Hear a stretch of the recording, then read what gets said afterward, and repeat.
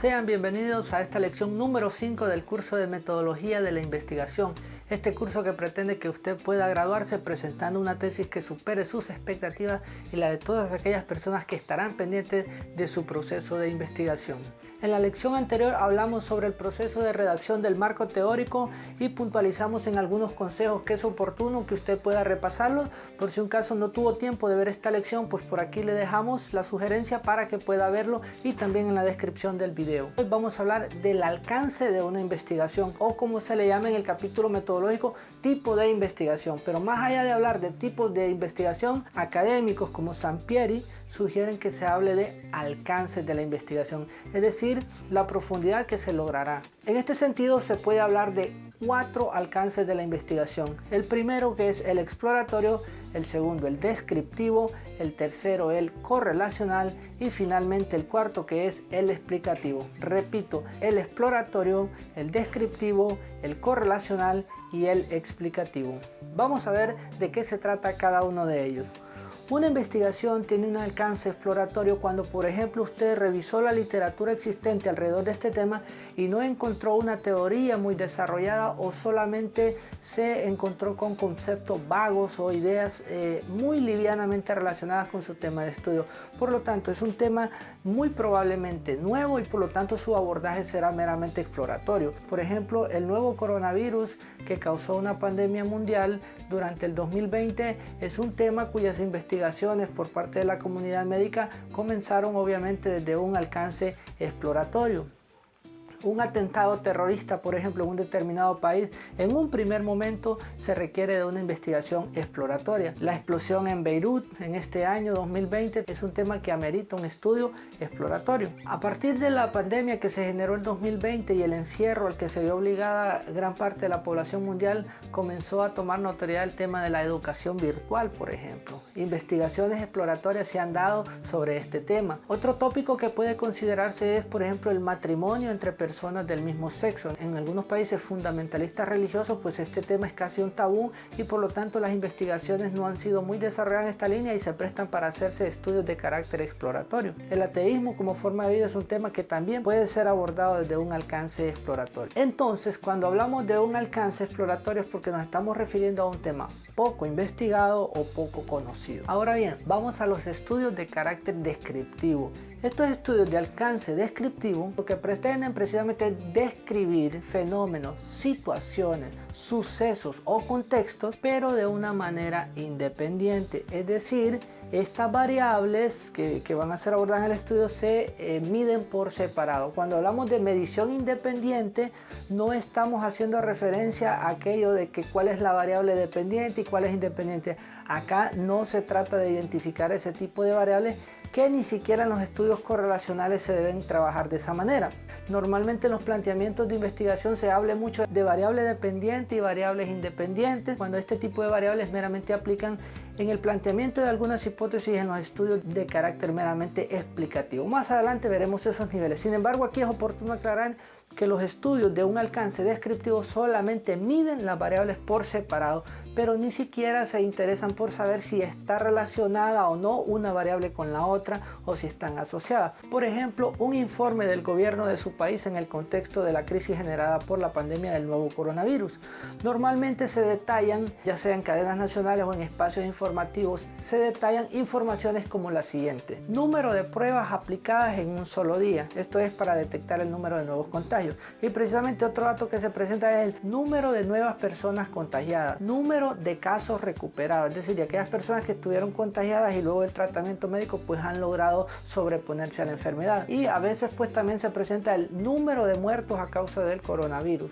Entonces, estos son datos meramente descriptivos, no se busca ningún tipo de correlación o asociación. Otro ejemplo sería un censo nacional para describir el tipo de vivienda de las personas, es decir, cómo es el suelo, el techo, las ventanas, cuántas personas residen en esa habitación. Asimismo, otro ejemplo sería la cantidad de simpatizantes de un equipo de fútbol en una determinada ciudad, meramente datos descriptivos. Un tercer ejemplo sería la delincuencia juvenil y la pobreza socioeconómica. Se mide por esta parte la delincuencia juvenil y algunas variables como ser la media de las edades de estos muchachos, tipo de arma más utilizada, cantidad de asaltos ocurridos en una semana. Luego la otra variable, que es pobreza socioeconómica en el barrio del Olvido, por ejemplo, que es donde se dan esta cantidad de asaltos que veíamos en la variable anterior.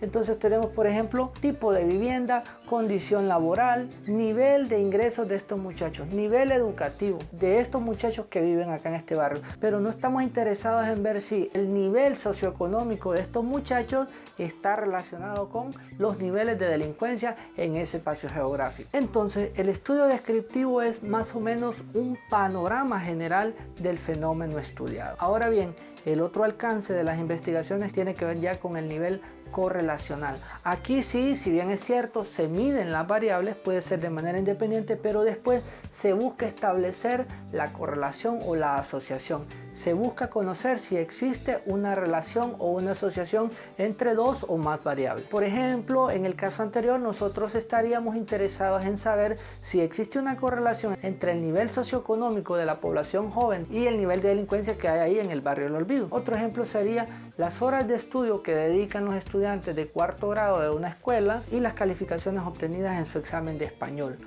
Entonces ahí nosotros estaríamos buscando si hay una asociación entre las horas de estudio de estos niños y los puntajes obtenidos en la prueba. En este sentido de encontrar una correlación, nosotros diríamos a mayor cantidad de horas de estudio, mayores resultados en las pruebas aplicadas.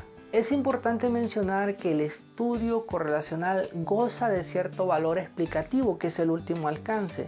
Es decir, cuando usted conoce que existe una asociación entre dos o más variables, entonces se genera una cierta explicación, pero es parcial. A veces se trabaja mucho con una variable que es el rendimiento académico, que puede estar correlacionada con otra variable, como por ejemplo la comprensión lectora. Pero hay que tener cuidado cuando tenemos una variable relacionada con la otra, pero puede ser que esta variable, en este caso el rendimiento académico, pueda tener muchas otras más correlaciones con otro tipo de variables y por lo tanto caer en un determinismo monocausal respecto con la variable que hemos estudiado también limita un poco el estudio, lo que nos hace es caer en conclusiones muy a priorísticas, y hay que tener mucho cuidado en eso, porque a veces hay más factores asociados con esa determinada variable que nosotros encontramos correlación, pero solo con otra variable más. Ahora bien, hay que tener mucho, pero mucho cuidado con aquellas correlaciones falsas o espurias, es decir, aquellas correlaciones que estadísticamente son significativas, sin embargo ameritan un análisis con mayor detenimiento. Suponga usted que un investigador aplica una prueba de comprensión lectora, la misma, a estudiantes de cuarto, quinto y sexto grado en una escuela. Luego él analiza las estaturas de estos estudiantes con los resultados obtenidos en esa prueba aplicada, y estadísticamente aparece una correlación entre la estatura y el resultado final de los estudiantes. La correlación sería que a mayor estatura, mayores resultados en esa prueba aplicada. Sin embargo, hay que tomar en consideración, por ejemplo, el nivel de madurez cognitiva de las personas a las que se les aplicó el instrumento. Por ejemplo, es de esperarse que los niños de sexto grado tengan una mayor estatura respecto a los de quinto, y estos a su vez con respecto a los de cuarto grado. Por lo tanto, niños de sexto grado con mayor comprensión, con mayores habilidades cognitivas, tenderán a obtener mejores resultados en esa prueba aplicada, y que fue la misma para los 3 grados. Entonces, aunque estadísticamente aparezca un dato significativo, cuidado, hay que tener mucha precaución para no caer en esas correlaciones espurias. Finalmente tenemos los estudios explicativos, que son los que requieren mayor complejidad, y el tratamiento estadístico también es diferente a los estudios con los alcances anteriormente mencionados. Los estudios explicativos averiguan las causas de los fenómenos estudiados. Llegan a la respuesta de por qué ocurre un fenómeno, por qué están relacionadas dos o más variables. Si por ejemplo don Gerardo quiere ser alcalde de su ciudad, entonces encarga un estudio a un investigador. Este investigador, por supuesto, va a comenzar con un trabajo de carácter exploratorio, luego va a continuar con un estudio descriptivo, pues deberá realizar un censo sobre aquellas personas que votarán por don Gerardo. Incluso podrá tener un dato aproximado de cuántas personas votarán por don Gerardo, y eso es algo meramente descriptivo. Sin embargo, si el investigador comienza a analizar la intención de voto de las personas con respecto a la edad, género, nivel socioeconómico, inversión en publicidad que haya hecho don Gerardo, entre otras cuestiones,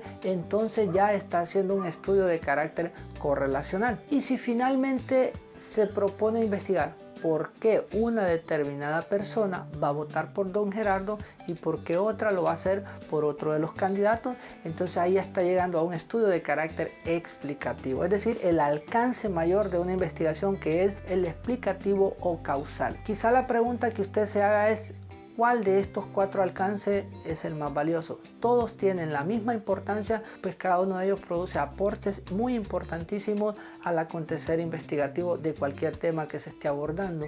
Sin embargo, es importante considerar 2 puntos al momento que usted defina el alcance de su investigación. Y esto es: número 1, ¿cuánto sabe usted del tema en estudio después de haber abordado la literatura existente? Si encontró ideas muy vagas o poco relacionadas con el tema, entonces usted obviamente deberá asumir un estudio de carácter exploratorio.